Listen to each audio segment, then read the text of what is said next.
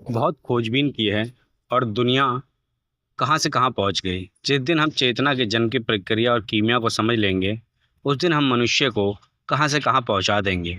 इसको आज कहना कठिन है, लेकिन एक बात निश्चित कही जा सकती है कि काम की शक्ति और काम की प्रक्रिया जीवन और जगत में सर्वाधिक रहस्यपूर्ण, सर्वाधिक गहरी, सबसे ज़्यादा मूल्यवान बात है।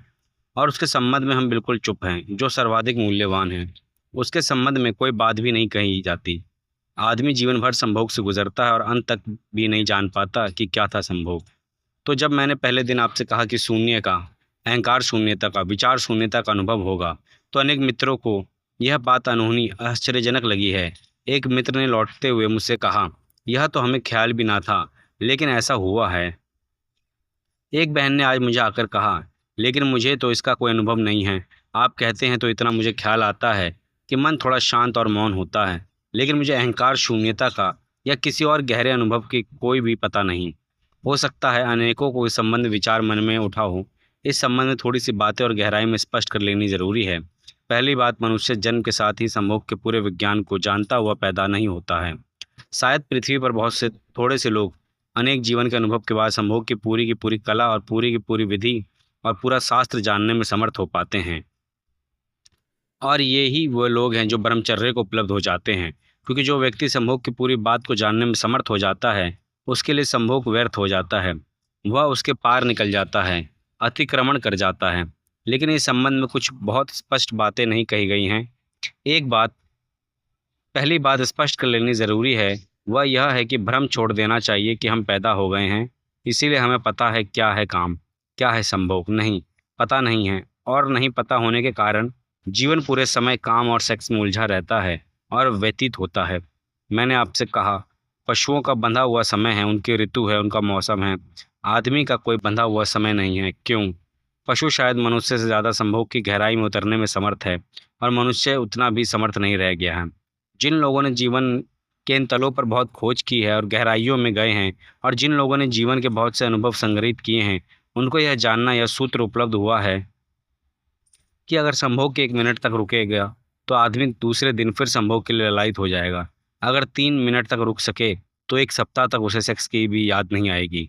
और अगर 7 मिनट तक रुक सके तो 3 महीने तक के लिए सेक्स से इस तरह मुक्त हो जाएगा कि उसकी कल्पना में भी विचार प्रविष्ट नहीं होगा।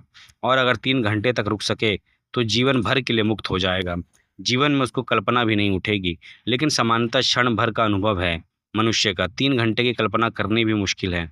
लेकिन मैं आपसे कहता हूँ कि 3 घंटे अगर संभोग की स्थिति में, उस समाधि की दशा में व्यक्ति रुक जाए, तो एक संभोग पूरे जीवन के लिए सेक्स से मुक्त करने के लिए पर्याप्त है। इतनी तृप्ति पीछे छोड़ जाता है, इतना अनुभव, इतना बोध छोड़ जाता है कि जीवन भर के लिए पर्याप्त हो जाता है। एक संभोग के बाद व्यक्ति ब्रह्मचर्य को उपलब्ध हो सकता है, लेकिन हम तो जीवन भर संभोग के बाद भी उपलब्ध नहीं होते। क्या है? बूढ़ा हो जाता है आदमी, मरने के करीब पहुंच जाता है और संभोग की कामना से मुक्त नहीं हो पाता। संभोग की कला और संभोग के शास्त्रों को उसने समझा ही नहीं, और ना कभी किसी ने समझाया, ना विचार किया है, ना सोचा है, ना बात की है। कोई संवाद भी नहीं हुआ जीवन में कि अनुभवी लोग उस पर संवाद करते और विचार करते। हम बिल्कुल पशुओं से भी बदतर हालत पर स्थिति में हैं। आप कहेंगे कि एक क्षण से 3 घंटे तक संभोग की दशा ठहर सकती है, लेकिन कैसे? कुछ थोड़े से सूत्र आपसे कहता हूँ, उन्हें थोड़ा ख्याल में रखेंगे तो ब्रह्मचर्य की तरफ जाने में बड़ी यात्रा सरल हो जाएगी। संभोग करते क्षणों में श्वास जितनी तेज होगी, संभोग का काल उतना ही छोटा होगा। श्वास जितनी शांत और शिथिल होगी, संभोग का काल उतना ही लंबा हो जाएगा।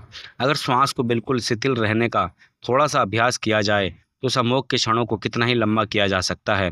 और संभोग के क्षण जितने लंबे होंगे, उतने ही सम्मुख के भीतर से समाधि का जो सूत्र मैंने आपसे कहा है, निरअहंकार भाव, ईगोलेसनेस और टाइमलेसनेस का अनुभव शुरू हो जाएगा। श्वास अत्यंत शिथिल होनी चाहिए।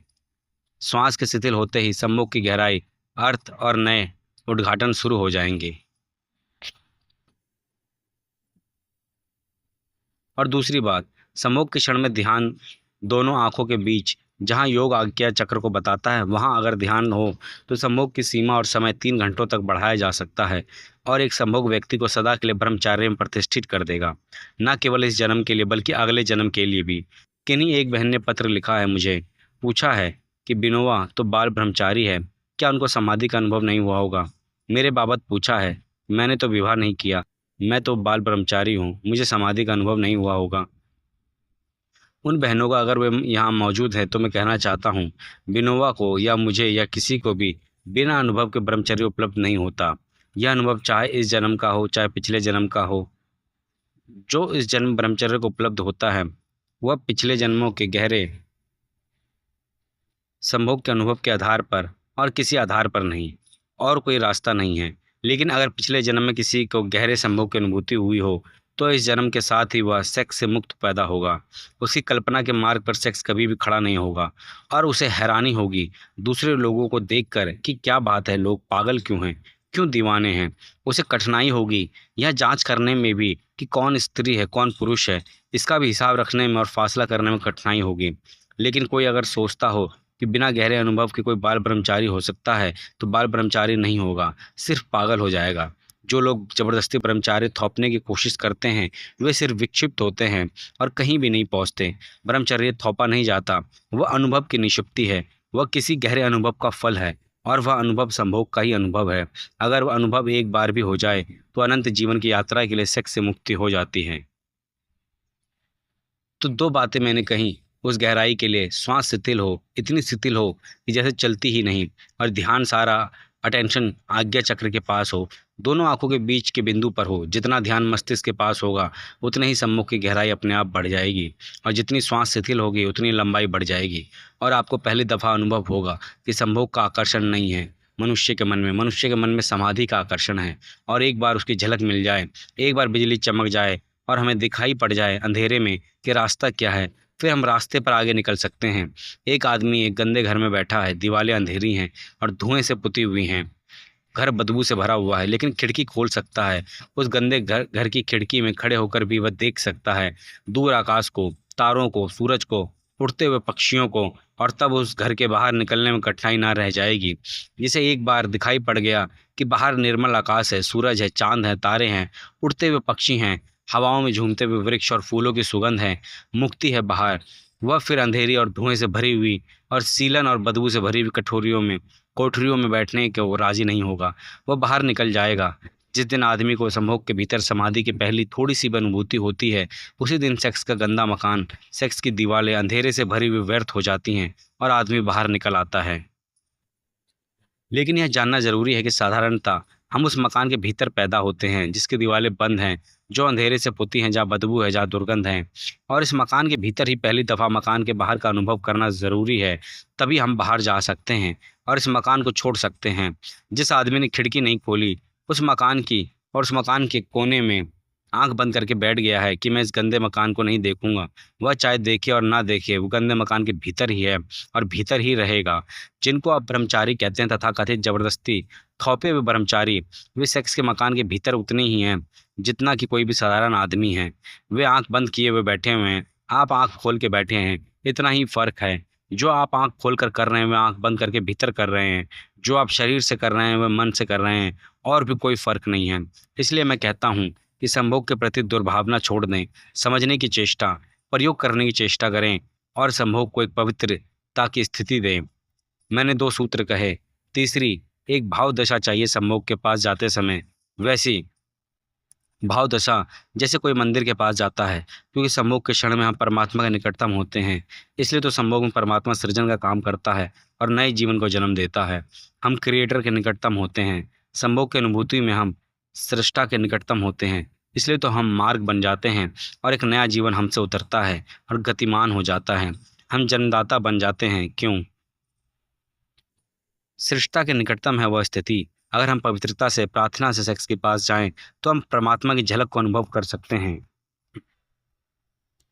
लेकिन हम तो सेक्स के पास एक घृणा, एक दुर्भाव, एक कंडमनेशन के साथ जाते हैं। इसलिए दीवार खड़ी हो जाती है और परमात्मा का वहाँ कोई अनुभव नहीं हो पाता है। सेक्स के पास ऐसे जाएं जैसे मंदिर के पास। पत्नी को ऐसे समझे जैसे कि वह प्रभु है, पति को ऐसे समझे कि जैसे वो परमात्मा है। और गंदगी में, क्रोध में, कठोरता में, द्वेष में, ईर्ष्या में, जलन में, चिंता के क्षणों में कभी भी सेक्स के पास ना जाएं। होता उल्टा है। जितना आदमी चिंतित होता है, जितना परेशान होता है, जितना क्रोध से भरा होता है, जितना घबराया होता है, जितना एंग्विश में होता है उतनी ज़्यादा वो सेक्स के पास जाता है। आनंदित आदमी सेक्स के पास नहीं जाता, दुखी आदमी सेक्स की तरफ जाता है, क्योंकि दुख को भुलाने के लिए इसको एक मौका दिखाई पड़ता है। लेकिन स्मरण रखें कि जब आप दुख में जाएंगे, चिंता में जाएंगे, उदास हो रहे भरे हुए क्रोध में लड़ते हुए जाएंगे, तब आप कभी भी सेक्स की उस गहरी अनुभूति को उपलब्ध नहीं कर पाएंगे। जिसकी कि प्राणों में प्यास है वह समाधि की झलक वहाँ नहीं मिलेगी, लेकिन यह उल्टा होता है। मेरी प्रार्थना है जब आनंद में हो, जब प्रेम में हो, जब प्रफुल्लित हो और जब प्राण प्रेयरफुल हो, जब ऐसा मालूम पड़े कि आज हृदय शांति से और आनंद से कृतज्ञता से भरा हुआ है, तभी क्षण है सम्भोग के निकट जाने का। और वैसा व्यक्ति सम्भोग से में समाधि में उपलब्ध हो जाता है। और एक बार भी समाधि की किरण मिल जाए तो सम्भोग से सदा के लिए मुक्त हो जाता है और समाधि में गतिमान हो जाता है। स्त्री और पुरुष का मिलन एक बहुत गहरा अर्थ रखता है। स्त्री और पुरुष के मिलन में पहली बार अहंकार टूटता है और हम किसी से मिलते हैं। माँ के पेट से बच्चा निकलता है और दिन रात उसके प्राणों में एक ही बात लगी रहती है, जैसे कि हमने किसी वृक्ष को उखाड़ लिया ज़मीन से, तो उस पूरे वृक्ष के प्राण तड़पते हैं कि ज़मीन से कैसे वापस जुड़ जाए, क्योंकि ज़मीन से जुड़ा हुआ होकर उसे प्राण मिलता था, रस मिलता था, जीवन मिलता था, वाइटलिटी मिलती थी। ज़मीन से उखड़ गया तो उसकी सारी जड़ें चिल्लाएंगी कि मुझे ज़मीन में वापस भेज दो। उसका सारा प्राण चिल्लाएगा कि मुझे ज़मीन में वापस भेज दो। वह उखड़ गया, टूट गया, अपरूटेड हो गया। आदमी जैसे ही माँ के पेट से बाहर निकलता है अपरूटेड हो जाता है। वह सारे जीवन और जगत में एक ही अर्थ में टूट गया, अलग हो गया। अब उसकी सारी पुकार, सारे प्राणों की आकांक्षा जगत और जीवन के अस्तित्व से, एग्जिस्टेंस से वापस जुड़ने की है। उसी पुकार का नाम प्रेम की प्यास है। प्रेम का और क्या अर्थ है? हर आदमी चाह रहा है मैं प्रेम पाऊँ, प्रेम करूँ। प्रेम का मतलब क्या है? प्रेम का मतलब है कि मैं टूट गया हूँ, आइसोलेट हो गया हूँ, अलग हो गया हूँ, मैं वापस जुड़ा हुआ जीवन से। लेकिन इस जुड़ने के गहरे से गहरा अनुभव मनुष्य को सेक्स के अनुभव में ही होता है। स्त्री और पुरुष को होता है। वह पहला अनुभव है जुड़ जाने का। और जो व्यक्ति इस जुड़ जाने के अनुभव के, प्रेम की प्यास, जुड़ने की आकांक्षा के अर्थ को समझेगा, वह आदमी एक दूसरे अनुभव को भी शीघ्र उपलब्ध हो सकता है। योगी भी जुड़ता है, साधु भी जुड़ता है, संत भी जुड़ता है, समाधिस्थ व्यक्ति भी जुड़ता है, सम्मोगी व्यक्ति भी जुड़ता है। सम्मोग करने में दो व्यक्ति जुड़ते हैं, दो व्यक्ति दूसरे व्यक्ति से जुड़ता है और वह एक हो जाते हैं। समाधि में एक व्यक्ति समष्टि से, सृष्टि से एक हो जाता है। संभोग दो व्यक्तियों के बीच मिलन है। समाधि एक व्यक्ति और अनंत के बीच का मिलन है। स्वभावता दो व्यक्तियों का मिलन क्षण भर का हो सकता है। एक व्यक्ति और अनंत का मिलन अनंत के लिए हो सकता है। दोनों व्यक्ति सीमित हैं, उनका मिलन असीम नहीं हो सकता। यही पीड़ा है, यही कष्ट है सारे दाम्पत्य का, सारे प्रेम का, कि जिसमें हम जुड़ना चाहते हैं उससे भी सदा के लिए नहीं जुड़ पाते। क्षण भर के वो जुड़ते हैं और फिर फासले हो जाते हैं। फासले पीड़ा देते हैं, फासले कष्ट देते हैं और निरंतर दो प्रेमी इसी पीड़ा में परेशान रहते हैं कि फासला क्यों है। और हर चीज़ फिर धीरे धीरे एक मालूम पड़ने लगती है कि दूसरा फासला बना रहा है, इसलिए दूसरे पर क्रोध पैदा होनी शुरू हो जाती हैं। लेकिन जो जानते हैं कि वो कहेंगे कि दो व्यक्ति अनिवार्यता दो अलग अलग व्यक्ति हैं, वे ज़बरदस्ती क्षण भर को मिल सकते हैं लेकिन सदा के लिए नहीं मिल सकते। यही प्रेमियों की पीड़ा और कष्ट है कि निरंतर एक संघर्ष खड़ा हो जाता है। जिससे प्रेम करते हैं उसी से संघर्ष खड़ा हो जाता है, उसी से तनाव, अशांति और द्वेष खड़ा हो जाता है, क्योंकि ऐसा प्रतीत होने लगता है जिससे मैं मिलना चाहता हूँ शायद वो मिलने को तैयार नहीं, इसलिए मिलना पूरा नहीं हो पाता। लेकिन इसमें व्यक्ति का कसूर नहीं है। दो व्यक्ति अनंतकालीन तौर पर नहीं मिल सकते, एक क्षण के लिए मिल सकते हैं, क्योंकि व्यक्ति सीमित है, उनके मिलने का क्षण भी सीमित होगा। अगर अनंत मिलना चाहिए तो परमात्मा से हो सकता है, वह समस्त अस्तित्व से हो सकता है।